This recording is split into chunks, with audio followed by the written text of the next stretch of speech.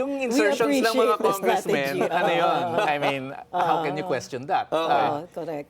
Pero yung insertions mismo ni Presidente, iba yun. In fact, nag-aaway yan. In fact, there is tension between the executive and the legislative. Kasi nga feeling ng legislative, masyadong nakikialam ang executive, the president and his people, doon sa pagdetermine ng budget. Remember last year, sinauli ng House yung DPWH budget. Kasi nga ang sabi nila, masyado namang hindi na namin maintindihan. Paano nyo dinivide-divide itong pera? The districts that really need money, hindi nyo nabigyan. And then the districts na sobra-sobra na yung pera, sobra-sobra pa rin yung binibigay nyo, bilyon-bilyon. So, sinauli yan.